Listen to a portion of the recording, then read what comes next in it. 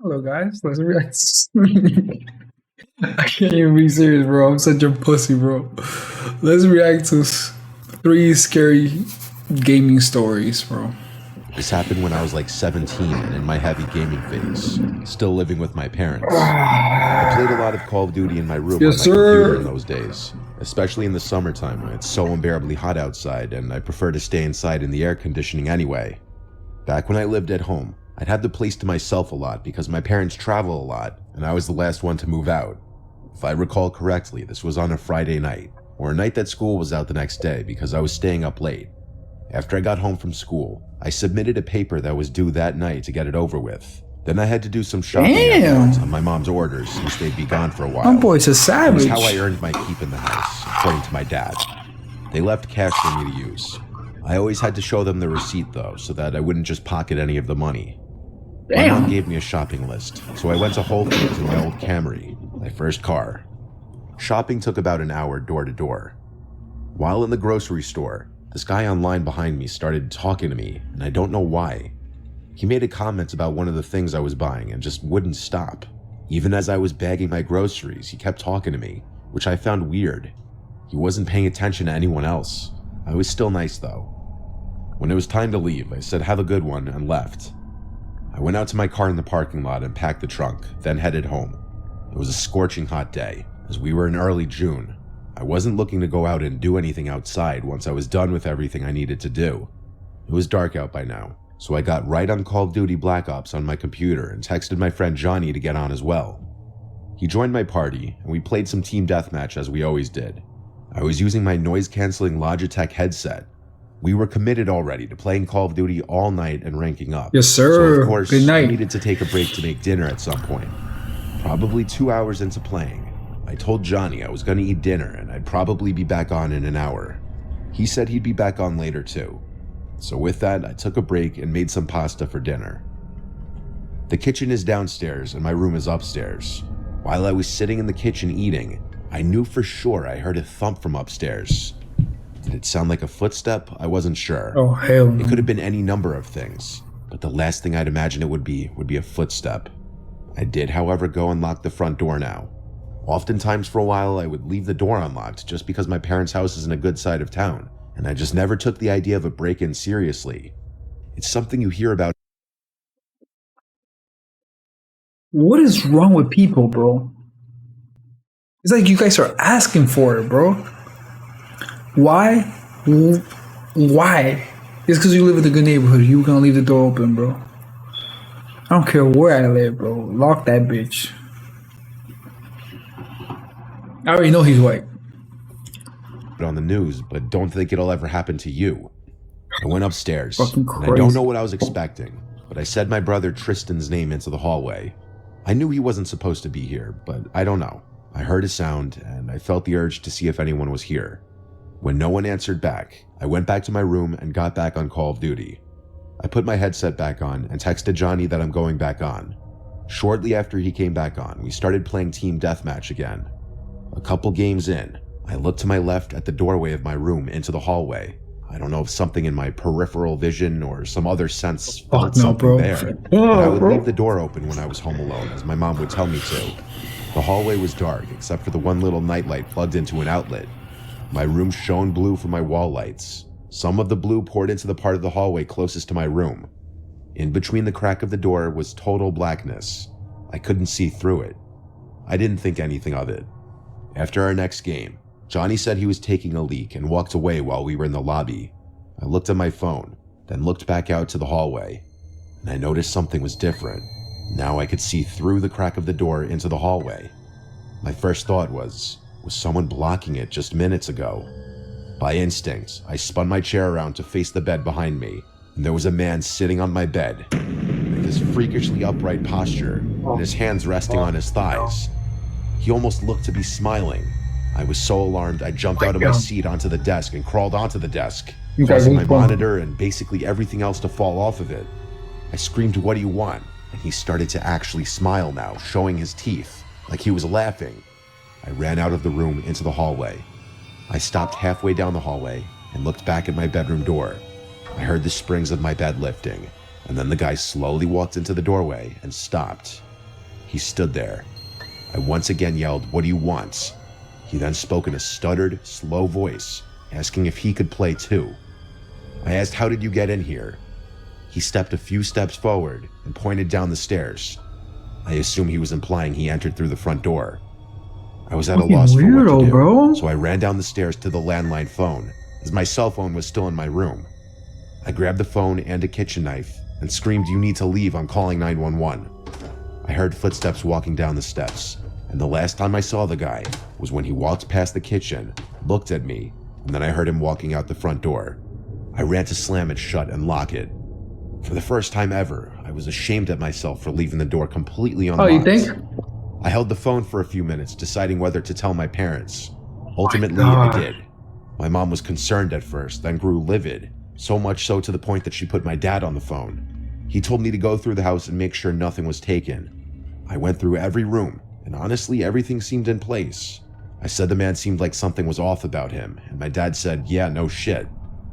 The man didn't seem overtly hostile, but something was wrong with him, and I don't know what his intention was. The image of him sitting on my bed, and the realization that he was watching me through the crack of the door, same guy from the store. haunting enough. Yeah, I'm so glad shit like this don't happen to me, bro. This is a story I'm not proud of, mostly for my naivety. When I was in middle school and early high school, Naivety? I didn't know how to talk to girls at all at school. I still don't. That's a lot of boys in middle school. I wasn't shy in general. I had friends and did normal things an 8th grader would do. I just had never kissed a girl or anything. Some of my friends at the time claimed they've already gone further than that with girls, and I was starting to feel pressure. But I was still having trouble. God, middle approaching school girls is in that rough, way. man. The mentality went from boys making fun of girls to suddenly liking them in a matter of like a year. I was a pretty big gamer in middle school and early high school. This was when I was in 8th grade. I was like 13. My voice was still probably a bit prepubescent sounding. It was 2010. I played a lot of console games and computer MMORPG games. My favorite console games at the time were GTA 4 and Call of Duty, and my favorite computer game was this MMORPG called Gunzu. It was this online game where you would level up by killing monsters, and the more you leveled up, the higher level monsters and hunting grounds you'd be able to tackle. The online community in this game was very active, and there were tons of players. My older brother used to play it a little bit too. I played it more for sure though. I was in a guild and town and everything. I don't remember how it happened, but I befriended this female player who was a higher level than me. Her username was Medusa. Anytime I'd sign in and she was on, she'd message me, and vice versa. We would join parties together, which meant we'd share EXP on whatever monsters we killed, and we'd just chat for hours. She knew a lot about me, including my age, my town, and some personal family details. She would open up to me too. Eventually, she told me her name was Teresa. It was weird feeling such a connection with a girl who really you knew nothing about her appearance or her voice. It happens to the best of us. It was like having a pen pal, but better. It was interesting enough that we both lived in New York State. She lived about an hour from me. After a few weeks, or maybe even a month, we started talking about maybe meeting one day. To do this though, we'd have to exchange numbers. At the time, I didn't actually have a cell phone yet. I only had an iPod Touch. But I was able to download some texting app that allowed me to send messages to people with cell phones. Through this app, I was able to send her a picture of myself. It was definitely this cringy 8th grade boy selfie of me trying to look good looking. She called me cute, and then she sent back a picture of herself. She looked a couple years older than me, like 15, which was the age she told me she was. Based on the picture, I found her very attractive. This was around the time our messages became more flirtatious and romantic. But we were both minors, and so of course neither of us could just go drive an hour away. However, she apparently had a solution for this. She told me her sister had friends that lived around me anyway, and she could probably get a ride to me. This was exciting news for my little 13-year-old self. Damn, bro. I wanted to wait for a day and night that my parents wouldn't be home and I'd have the house to myself, which was about a week later, I believe. My parents were going to the Hamptons for the whole weekend, nice fucking houses. So it would just be my brother and I home. My brother was 18, so I asked him to please just go out for the night with friends so that I could be alone with Teresa. I gave Teresa my address and told her to come that Saturday whenever she wanted. She said she'd be coming a little later, like at night. She didn't give me an exact time. At that point in time, we still had never spoken on the phone. I still hadn't heard her voice. I was so nervous all day that I couldn't even play video games. I was busy cleaning my Hell room, no. making things look cool, fixing my appearance, even rehearsing things to say in the initial moments of meeting. Then I got a message from Teresa saying she's here. I sprang up and ran to the front door. I looked through the peephole and didn't see anyone. She then said you can come out to the front door. I opened the door and stepped onto the front porch. I looked around and the street was dark and quiet. No cars, no people. What the I went back fuck? inside and shut the door. I messaged her back, saying I don't see you. She said back, oh, I must have the wrong house. Give me a minute. That was a bit weird. I locked the door and sat on the living room couch, nervously waiting, playing games on my iPod. I got a message from her again. She said she's here and to come outside. I replied, ring the bell so I know you're at the right house. Then the doorbell rang. My nerves really set in now. I walked to the door, looked through the peephole, and didn't see anyone. I said, Teresa, through the door. Through the peephole, I saw a hand reach towards the door and knock. I said, Teresa, again. As I kept looking through the peephole, everything felt like it instantly crumbled down on top of me as this bald, creepy-looking short guy stepped in front of the peephole and then said through the door, hey Joey, it's Medusa from Gunzu. I want to talk.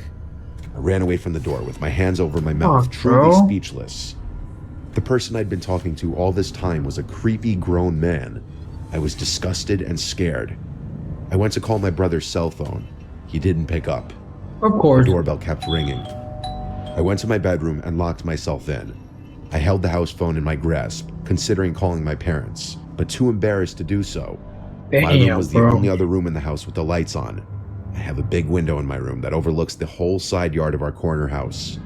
I turned off my lamp and slightly kinked the blind just a crack, and I saw that guy on the other side trying to look in.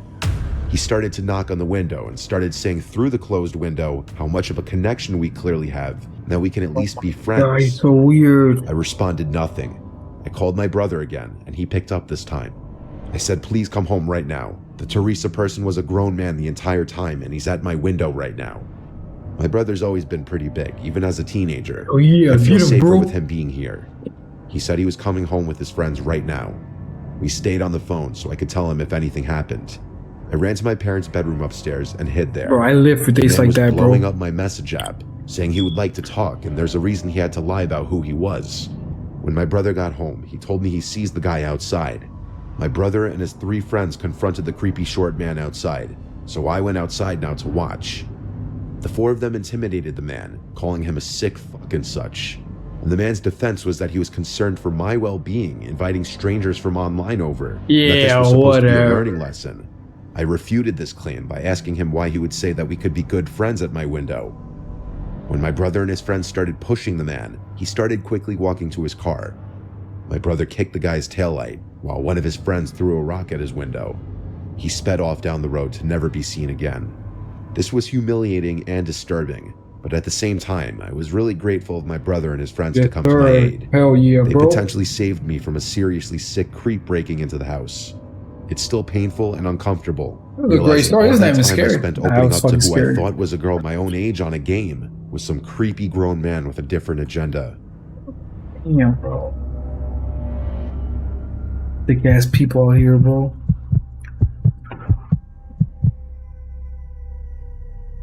This happened last week. Just a bit of background information. I had just officially quit playing Fortnite. Not that it's important, but this was May 2021, so Fortnite had already had a lot of people quitting the game. My friend Brandon suggested that I download Apex Legends and play with him. I had already had the game downloaded, so I just updated it to the current version. So I logged on, and I remembered how bad I was at this game. Yeah. I hadn't Facts, played me since too. the game came out, so my stats were awful, and I had only the starting legends. I mained Pathfinder and Bloodhound because I just thought that they were the 2 best starters. Something else to note, I have a very loud gaming headset, so I could barely hear any background noise. But to get to the actual story, it happened when I was home alone. My parents had gone out for their week-late anniversary dinner, and my brother was at his friend's house. I was playing Apex with Brandon, when he suddenly got a text from a random number. He said, "Dude, what the fuck, I just got a random message." "What does it say?" I asked. I remember exactly how it went. He said, "Look out the window." "Don't look out the window, dude, there's nothing there," I replied. "No," he says, "look out your window." "What? Why?" I said as I turned my head slightly to the right, then to the left. I didn't know which window to look out of since this room has 5 windows. I looked at each of them in a panic. Then I found it, the one that was least visible from my couch. There was this man just standing there. I was clueless. I didn't think much of it because the dude was facing away from the window. Little did I know just yet. I put my headphones back on. Brandon just got another text. He told me, "Luke, I'm not messing with you. Dude, there's someone outside your window." "I know," I told him. "I just saw him. He's just looking the other way." "What?" he asked. "He just took a picture of you at the window looking clueless." "What the fuck?" I said. I suggest you call the cops and get him out of there, he tells me. Then, strangely, he stopped talking, and there was that sound of an Xbox notification. He left the party. He never does that without saying bye or that he's going to bed, and I saw he was still in Apex playing in a match. What the fuck, I muttered to myself again. Eventually, I got a party invitation from Brandon and asked what happened. Next thing I know, there was a deeper voice than Brandon's on the mic. I remember in every little detail what it said. "Come outside right now or I will come in." I couldn't recognize the voice at all. What the I knew the voice was that of a fuck, grown bro? man. I looked back at the window and sure enough, there he was banging on the window. He looked completely demented. His face was a dark red with his hands gushing blood. As he pounded on the window, it started to crack. I picked up my phone, which was right next to me. I was horrified to see it was at 1%, basically out of battery. I kept saying, "Oh shit," over and over. I put my phone to my ear and mouthed the words, "There's a man trying to break into my house. His face is dark red and his hands are bleeding." Next thing I know, he starts screaming while bashing at my window. Oh my And I god. thought, wait a second. There's screen sheets in front of all of our windows. So how, if he never cut it, was he already at the glass? I took too much time to think. Finally, a shard of glass falls to the ground. A hole large enough for me to shout through opens up. I screamed, "Go the fuck away before the cops get here, you son of a bitch." I used too much breath on those words. Another shard falls, then another. I went to get a large knife from the knife block we have in the kitchen, and I returned to where the man was breaking the window. There was already a hole big enough for him to crawl through, and he had already started. I ran back to the kitchen and grabbed the cordless phone, ran upstairs and dialed 911. I told them the exact words that I mouthed on my cell phone earlier, along with the fact that he was now inside my home. Unfortunately, the only doors with locks upstairs are the bathrooms. So, thinking on my feet, I went into my parents' room, into that bathroom, and locked the door. At that moment, I was thinking I was being smart because I left the bedroom door wide open, and the bathroom door that's actually inside the bedroom is not visible from the bedroom door. I thought if that guy managed to come upstairs before the cops got here, he would see the door wide open and think I wasn't in here. Suddenly, I heard footsteps coming up the stairs. You thought? My heart started pounding harder than ever. I can It got imagine. harder to breathe. I opened one of the drawers looking for something sharp that I could maybe use as a weapon, and I think he must have heard the drawer, because he came stomping into the bedroom. God damn. I heard sirens outside, and I never could have thanked the cops enough for being so fast. He heard it too, and at this point he had nowhere to go. I heard him run outside, but he was too late. The police were out front already. I ran outside to the police as well, and I told them what happened. The man was arrested, handcuffs put around his bloodied wrists. I later figured out that I had killed that guy in Apex and kind of shit-talked him just an hour or two before. Somehow he got my address and Brandon's phone number. Some people are just fucked up in the head, and apparently they will do unspeakable things for video games. Everyone gets frustrated from getting killed in a game. Fuck, But really, bro? showing up at a person's house to potentially kill them in real life over a game is really messed up. This guy had to be mental. A few police cars stayed at my house overnight after the others had taken the man away. The man was convicted for aggravated burglary. Fucking crazy. Thanks for watching, guys. Be careful. They're gaming, I guess. You can't be safe at home.